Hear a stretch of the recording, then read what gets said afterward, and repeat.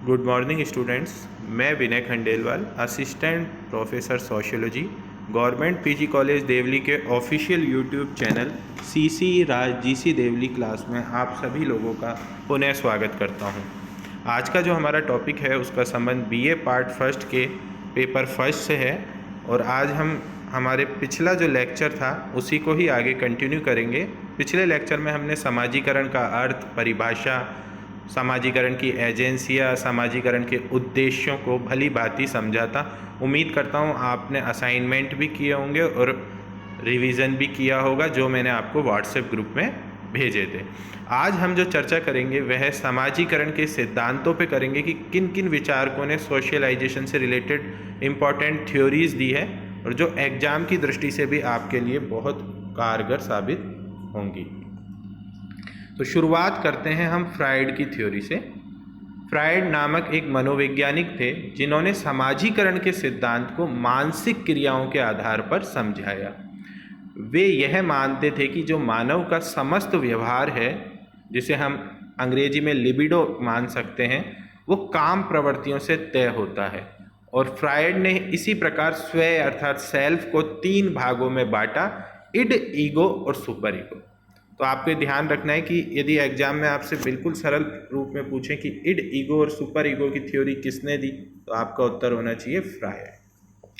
ये बिल्कुल objective question के रूप में आपसे पूछ सकते हैं, मल्टीपल चॉइस क्वेश्चन के रूप में पूछ सकते हैं और यूनिवर्सिटी में जो 20-20 वर्ड्स के क्वेश्चन आते हैं वहाँ पर आपसे यह पूछा जाता है।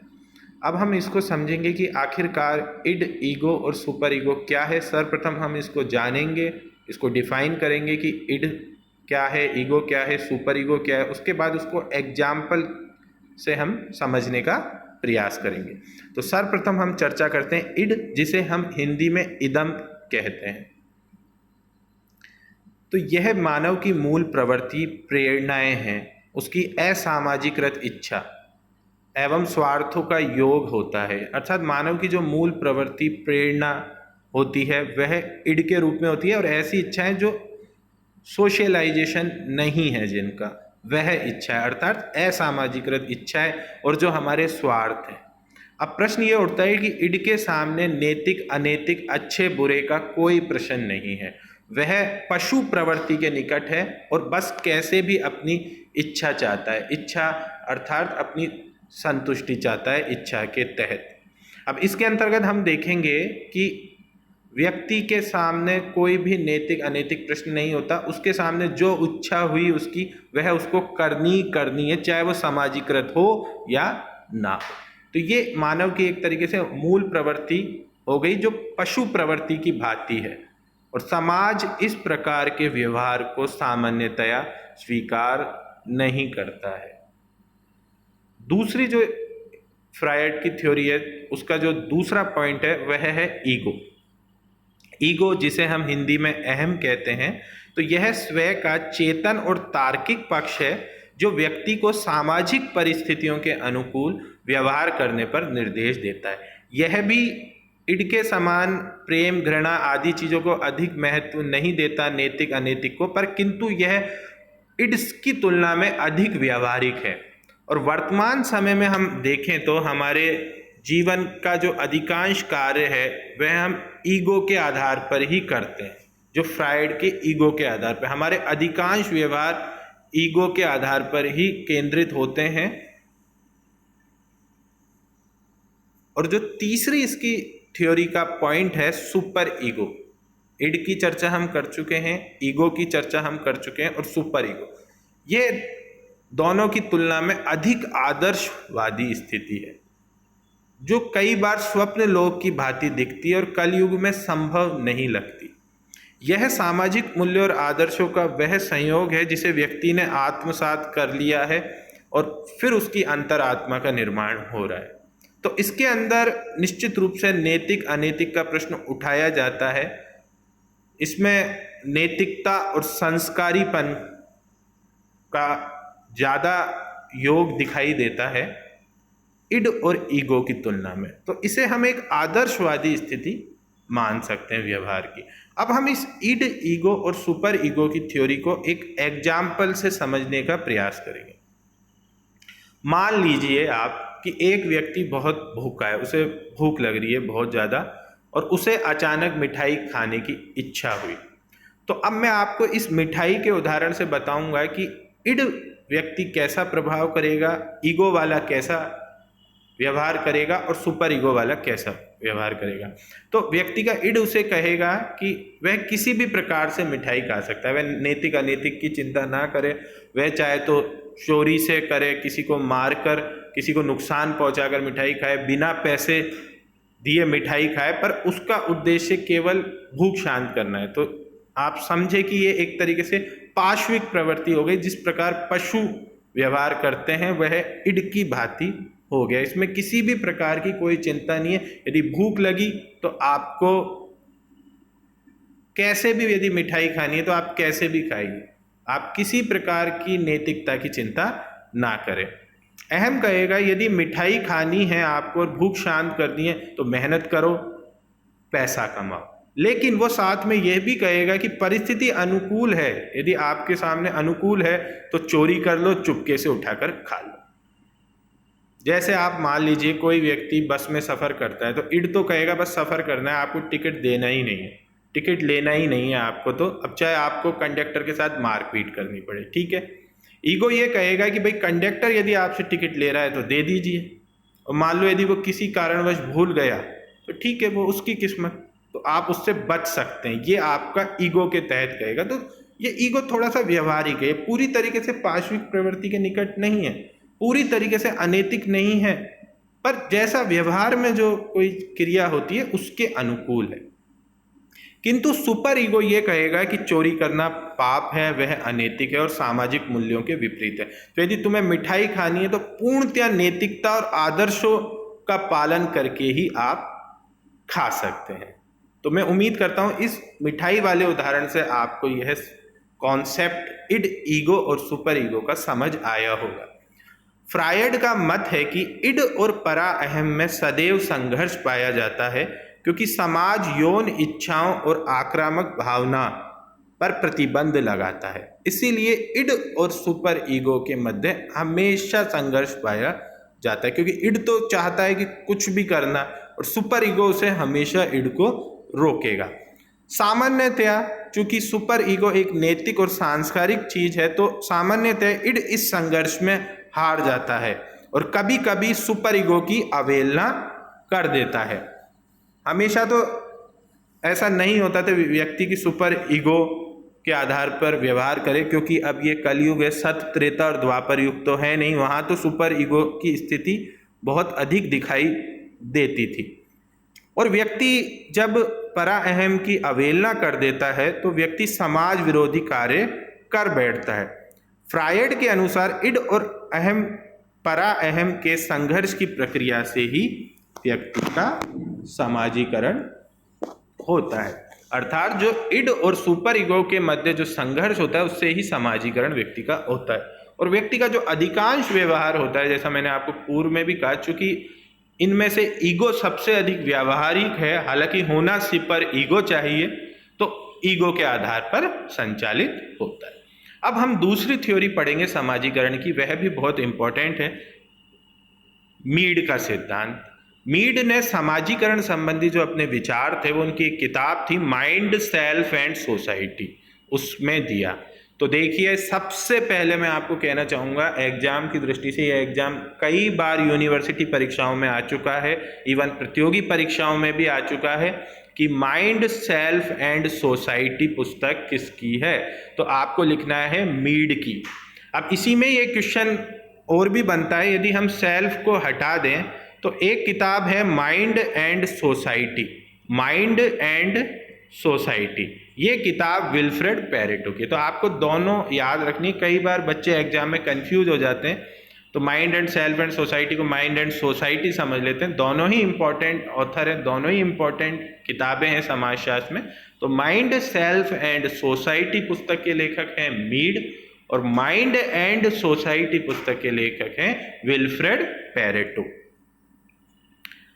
तो मीड यह मानते हैं अपनी समाजीकरण की थ्योरी में, जिसे मैं और मुझे की थ्योरी भी कहते हैं, आई एंड मी, मीड यह मानते हैं कि व्यक्ति ही समाज का निर्माता है, जिससे दिमाग और स्वयं होता है।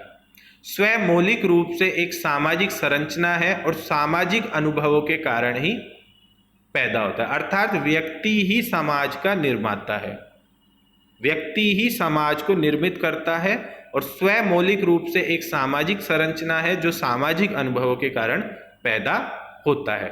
तो स्वयं के जन्म के बाद ही व्यक्ति सामाजिक अनुभव करता है। जन्म के समय जो बच्चा होता है वो एक बायोलॉजिकल प्राणी होता है, जैविकीय व्यक्ति होता है, जिसमें बुद्धि का अभाव होता है। वह आंतरिक प्रेरणाओं से प्रेरित होकर कार्य करता है। इसे ही सामान्यीकृत अन्य कहते हैं।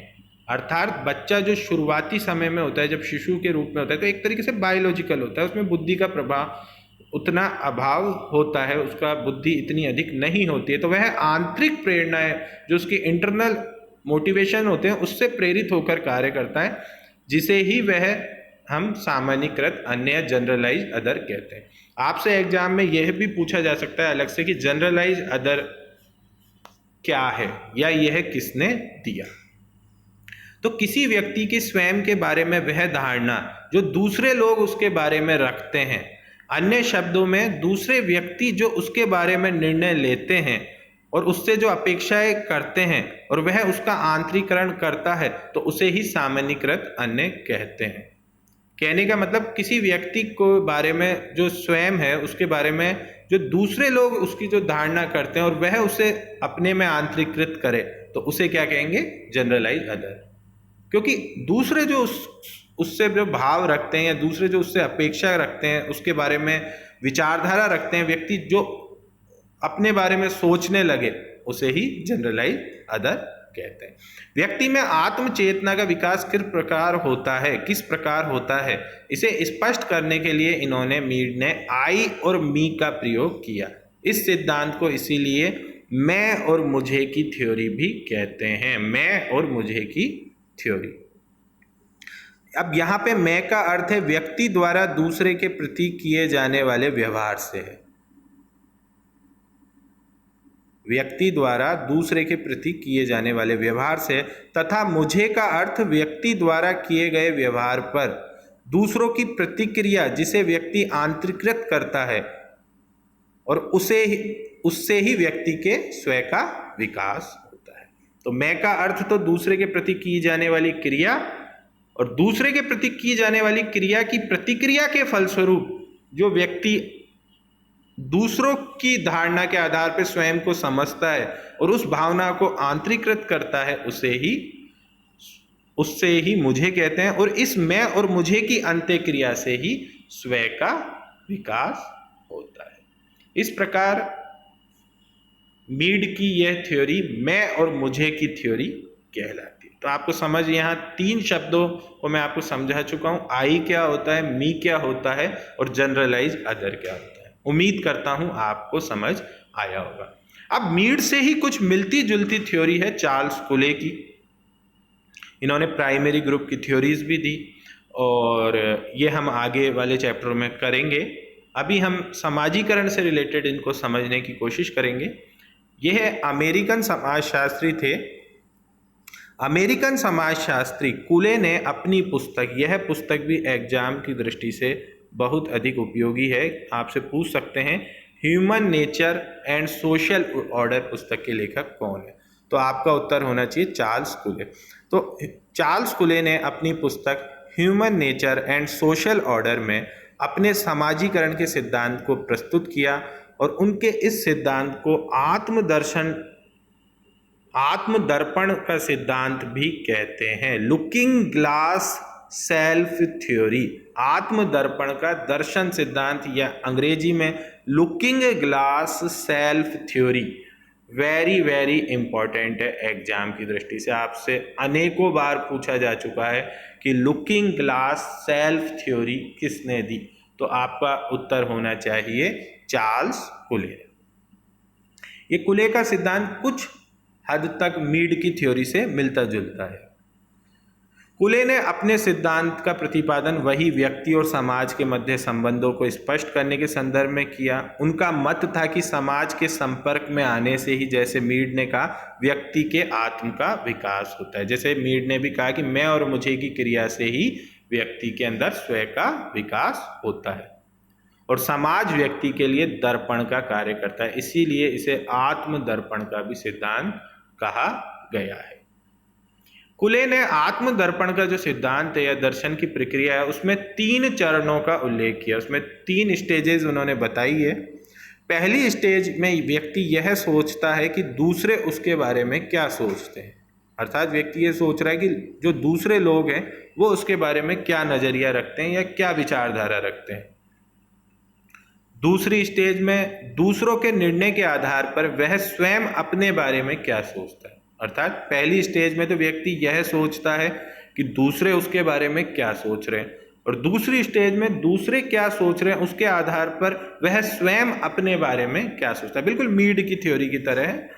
और तीसरी स्टेज में वह अपने बारे में सोचकर उसे कैसा लगता है, उसे गर्व अनुभव होता है या ग्लानि लगती है, उसे अच्छा लगता है या उसे अच्छा नहीं लगता है। यह हो गया कुले के अनुसार आत्मदर्पण का सिद्धांत। अब जैसे इसको एक उदाहरण से समझ सकते हैं। कोई व्यक्ति को यह लगता है कि वह शारीरिक रूप से बहुत अधिक सुंदर है, तो व्यक्ति यह सोचता है कि दूसरे उसके बारे में सोच रहे हैं कि वह शायद सुंदर है बहुत अधिक, और यदि मान लीजिए दूसरे ऐसा नहीं मानते, दूसरों को लगता है वो सुंदर नहीं है और उसको इस चीज़ का अंदाजा लग जाता है, तो वह स्वयं भी अपने को हीन भावना से देखने लगता है और इस प्रकार उसमें ग्लानि अनुभव होती है। तो ये एक एग्जाम्पल है कि दूसरों की प्रतिक्रिया के आधार पर व्यक्ति फिर निर्णय लेता है कि वो कैसा है। ठीक है, तो व्यक्ति पहले ये सोचता है कि दूसरे उसके बारे में क्या सोच रहे हैं पहली स्टेज में, दूसरी स्टेज में दूसरे उसके बारे में क्या सोच रहे हैं उस आधार पर वह स्वयं अपने बारे में सोचता है, और अंतिम स्टेज में वह स्वयं अपने बारे में सोचकर अपने को मानता है कि वह गर्व अनुभव करे या ग्लानि करे या हीनता अनुभव करे। उम्मीद करता हूँ आप सभी लोगों को यह लेक्चर समझ में आया होगा। जल्दी ही मिलता हूँ नए लेक्चर के साथ, तब तक के लिए बहुत बहुत धन्यवाद।